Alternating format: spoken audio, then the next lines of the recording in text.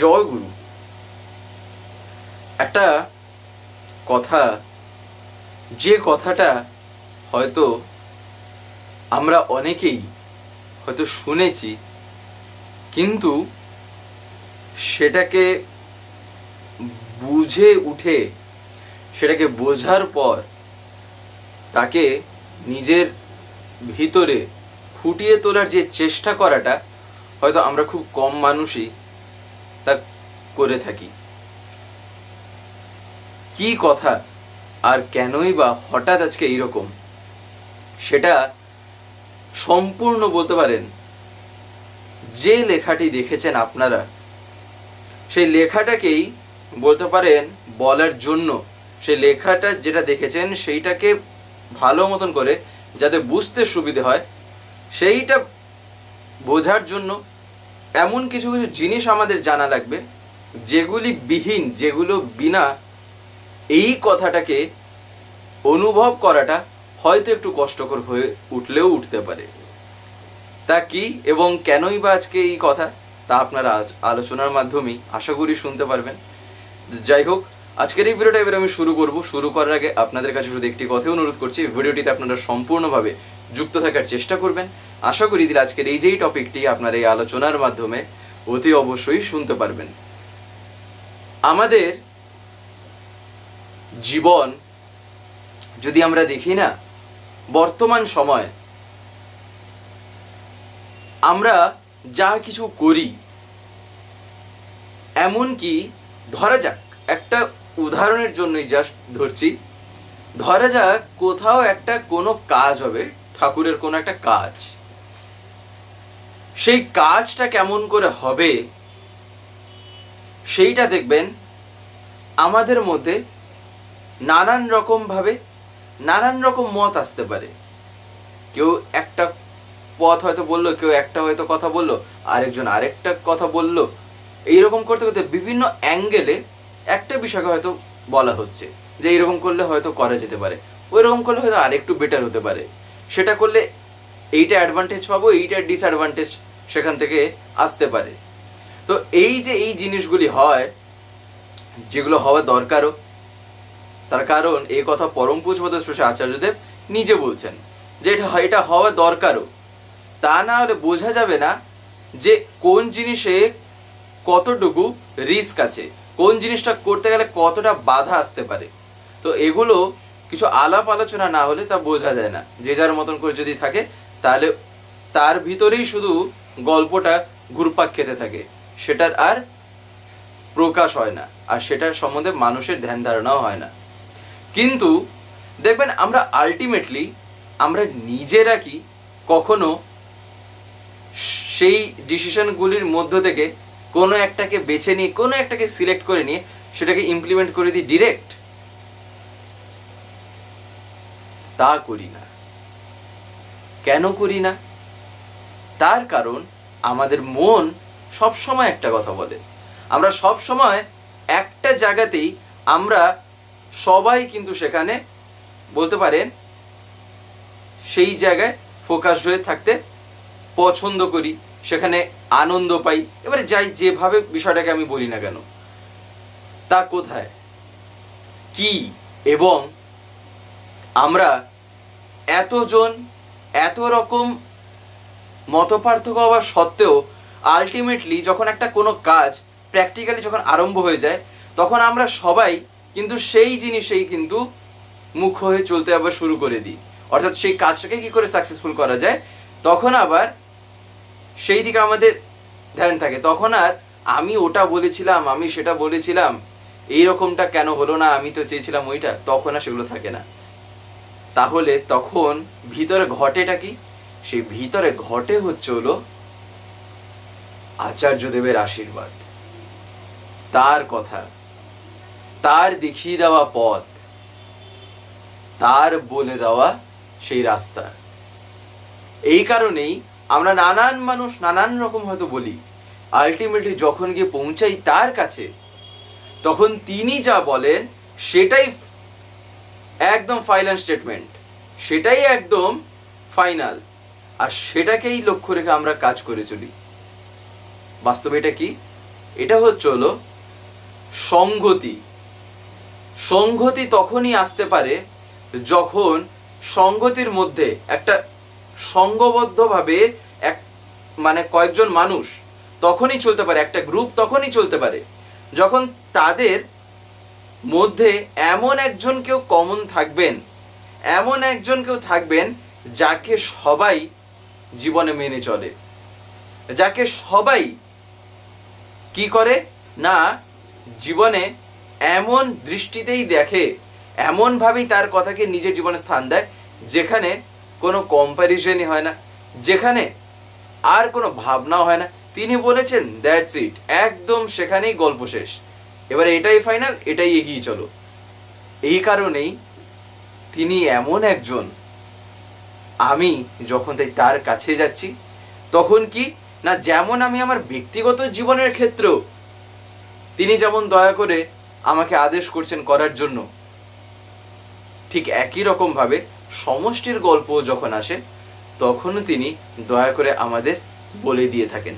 যদিও একটা কথা মাথায় রাখতে হবে এখানে, তা হচ্ছিল দাদা কিন্তু কখনোই বলেন না যে আমি এইটা আদেশ করছি, তিনি কখনোই বলেন না। তিনি কি বলেন জানেন? তিনি সাধারণত দেখবেন, আপনারা যদি একটু খেয়াল করে থাকেন, দাদা এইরকম বলেন, আমার এইটা মনে হয় যে এইরকম করলেও করা যেতে পারে, আমার মনে হয় এইটা হলে হয়তো ভালো হতেও পারে। এবারে দেখেন আপনারা কি ভাবেন, আপনাদের ভিতরে কি হয়, দেখবেন তিনি এইরকম বলেই কিন্তু ছেড়ে দেন। তার মানেটা কি? তার মানে তিনি তো পারলে তো অর্ডার দেওয়ার মতন কমান্ডিং কোনো কিছু তো তিনি করতেই পারতেন, তা সত্ত্বেও এত কিছু বলার পরে শেষে তিনি কেন এরকম বলেন? তার কারণ ডিসিশনটা বাস্তবে সেই জায়গায় এমনই হবে, যদি তার প্রতি ভালোবাসা থাকে তাহলে সেক্ষেত্রে তা সেই কথাকে যে ভাবে যে এটা হচ্ছিল তিনি দয়া করে বলেছেন, এটাই তার আদেশ, তিনি হয়তো বলেন যে আমি এইটা মনে করি যে এরকম বলে করা যেতে পারে, কিন্তু তিনি কি কখনো বলবেন? তিনি কি কখনো এমনভাবে নিজেকে ব্যক্ত করবেন যেখানে একটা এমন কিছু আচরণ ঘটবে যেখানে মানুষ সচরাচর সেটা যেটা পছন্দ করে না? যেমন বিনম্রতা বোধ, নম্র হয়ে কথা বলা, কথার মধ্যে মিষ্টতা। এবারে তিনি তো সেসব, তার কাছে তো এগুলো একটা অতি স্বাভাবিক জিনিস, যার ফলে তিনি তো কখনোই এবারে ডিরেক্ট কিছু বলবেন না যে ওইটাই, আর আমি কারোর কথা জানি না, কারোর কথা শুনবো না। তিনি তো তা এত বলেনই না, তিনি বলেন আমার মনে হয় এইটা। কিন্তু এবারে যে যেভাবে কথাটাকে নেবে তার জীবনে ফলটা সে ওই রকম করেই পাবে।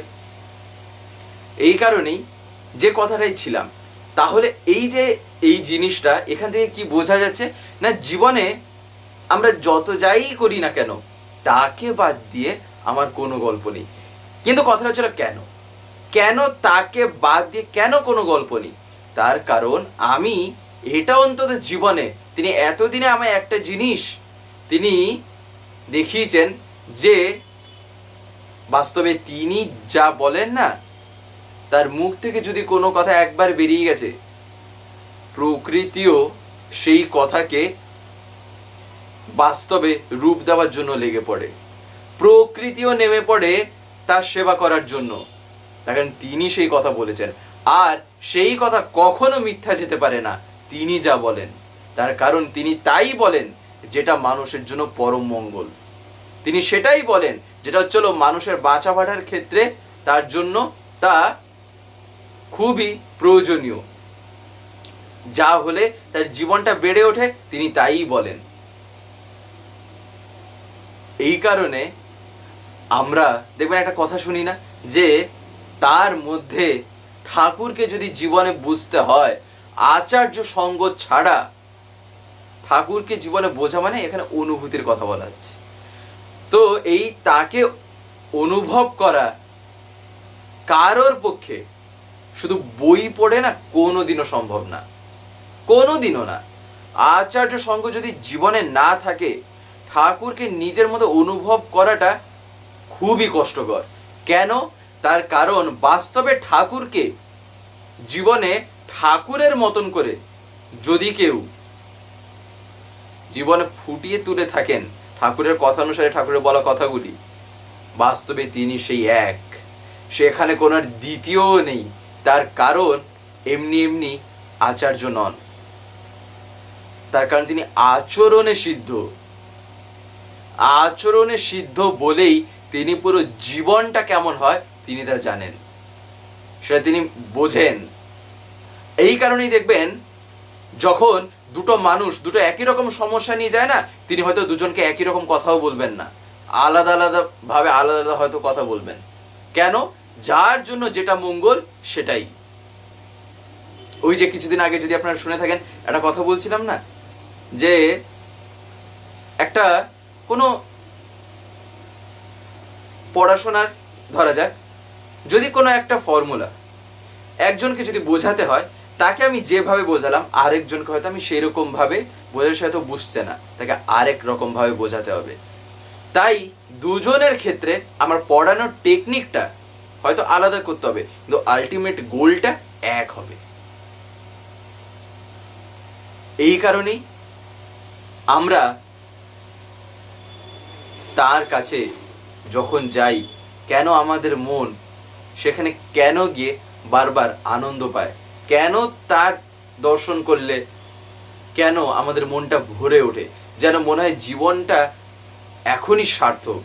তার কারণ তার দয়ায় তার দর্শন করছি, জীবনে তাকে পেয়েছি। তার এই কারণেই তো বাস্তবে ঠাকুরকে জীবনে বলতে পারেন পাওয়াটা না, এটাই হচ্ছিল সবচাইতে প্রথম, যখন হচ্ছিল সেই দরজাটা খুলেছে।